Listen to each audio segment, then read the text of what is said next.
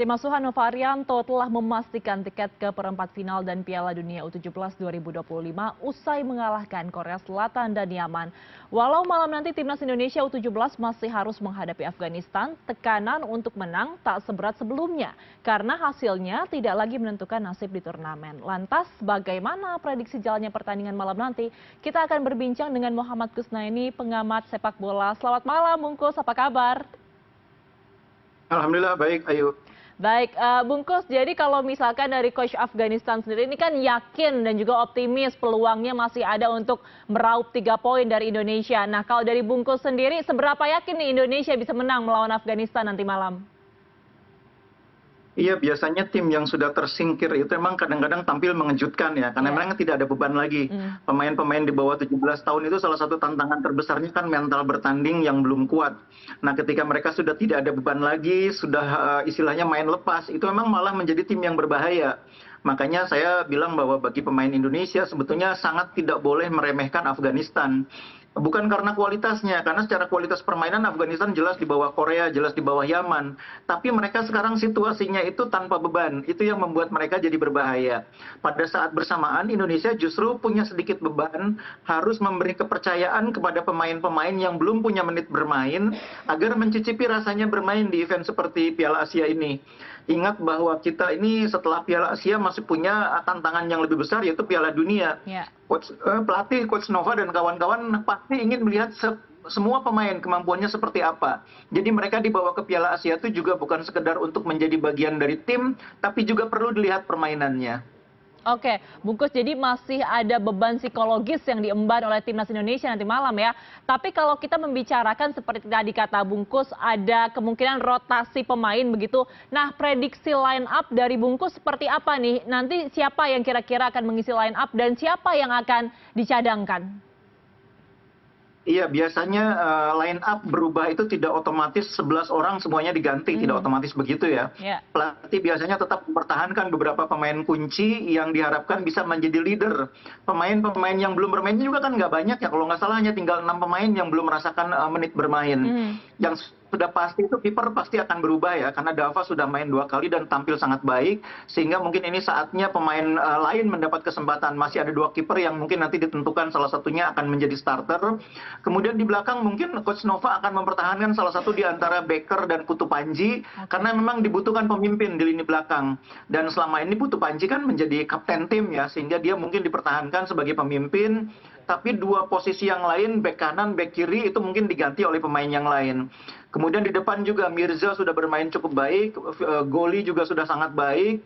Begitu juga pemain yang lain, misalnya Alberto, Jos Holong juga semua sudah mendapat kesempatan. Nah, mungkin ini saatnya melihat kemampuan Fandi Ahmad yang belum banyak mendapat kesempatan. Jadi memang ini kesempatan bagi Coach Nova untuk mengukur, mengevaluasi semua pemain yang dibawa ke Piala Asia ini. Nanti untuk Piala Dunia, siapa yang masih mungkin dipertahankan, dan posisi mana saja yang masih butuh pelapis yang lebih kuat. Oke, Bungkus, yang menarik juga dengan posisi Indonesia yang saat ini aman sebenarnya sudah mengantongi tiket ke Piala Dunia U17, kemudian juga hampir pasti ya sedikit lagi menjadi juara dari grup C begitu. Nah, kira-kira nanti pola permainan seperti apa yang akan diterapkan oleh Coach Nova? Apakah akan tetap agresif menyerang atau lebih baik pragmatif saja, lebih baik defensif saja begitu? Kurang lebih mungkin akan sama seperti ketika melawan Afghanistan ya. Beda dengan waktu lawan Korea, di mana kita betul-betul tertekan karena lawan lebih baik dari segi skill, dari segi penguasaan bola. Afghanistan mungkin justru akan di bawah tekanan kita. Kita yang akan lebih banyak menguasai bola, lebih banyak menguasai lapangan tengah, menciptakan peluang-peluang berbahaya, dan mungkin kita juga akan lebih dominan dalam menciptakan ancaman ke gawang lawan. Nah, tim yang biasanya bermain seperti itu, tingkat kewaspadaan yang paling penting adalah keseimbangan antara menyerang dan bertahan. Karena ini anak-anak muda, seperti yang sering saya katakan, ini kadang-kadang mentalnya naik turun, maka peran pelatih menjaga keseimbangan itu menjadi sangat penting.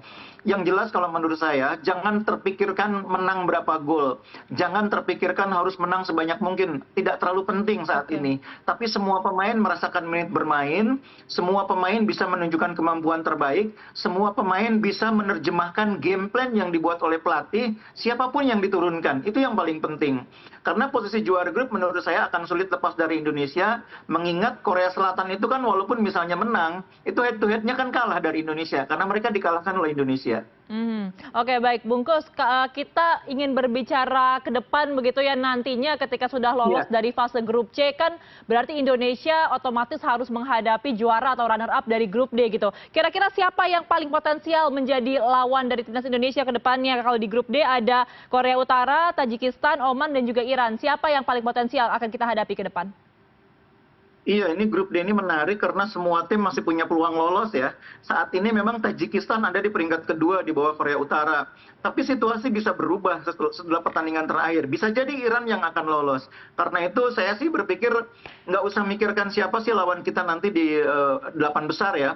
Fokus saja dengan persiapan untuk kita sendiri. Persiapan itu salah satunya adalah memberi kesempatan kepada semua pemain untuk merasakan menit bermain. Kemudian mengistirahatkan beberapa pemain yang mungkin kondisinya kemarin agak sedikit kelelahan atau agak sedikit cedera, itu penting untuk diistirahatkan. Begitu juga pemain yang posisinya terancam oleh hukuman kartu, sanksi akumulasi. Itu juga perlu diistirahatkan. Jadi fokus ke diri kita sendiri, ke tim ini, dan biarkan siapa lawan kita nanti ditentukan di pertandingan terakhir grup D. Karena kita nggak tahu, bisa jadi Iran, bisa jadi Tajikistan, bahkan bisa jadi juga Korea Utara. Kita tidak tahu siapa yang akan menjadi lawan kita. Karena peluangnya masih banyak ya, kalau di grup D belum ada yang pasti siapa yang akan lolos dari fase grup. Oke, Bungkus, kalau kita menyebut beberapa pertandingan terakhir, sebenarnya ada nama-nama potensial yang selalu disebut-sebut ya. Contohnya ada Matthew Bakker, Nazril Alvaro, ada Evandra Florasta. Nah, siapa menurut Anda yang paling mencuri perhatian, Bungkus? Iya, kita tentu tidak bisa mengabaikan fakta bahwa Evandra ini sekarang salah satu top scorer dengan 3 golnya ya. Meskipun 2 diantaranya melalui tendangan penalti, tapi jumlah 3 gol yang dia ciptakan, lalu bagaimana cara dia mengontrol lapangan tengah, membuat dia menjadi salah satu penampil paling menonjol di Piala Asia U17 kali ini ya. Tapi juga tidak boleh diabaikan bahwa kita punya pemain yang juga tidak kalah penting di lini belakang. Ada Matthew Bakker, salah satu pemain yang sangat konsisten mainnya. Bahkan penjaga gawang kita, Dava, itu juga termasuk yang konsisten penampilannya. Jadi kita memang di Piala Asia U17 kali ini, Coach Nova beruntung punya banyak pemain yang kualitasnya cukup bagus. Nah, walaupun Tristan tidak bisa dibawa ke Piala Asia ya, tapi saya pikir pemain lain yang menggantikan peran Tristan itu cukup baik.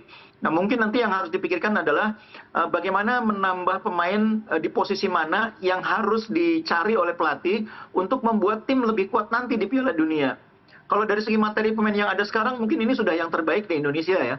Pemain seperti Jahabi Goli, kemudian juga Mirza, itu pemain-pemain yang memang di level kelompok umurnya, itu sudah terbukti dalam berbagai turnamen, Elite Pro Academy maupun turnamen yang lain, itu memang menonjol performanya.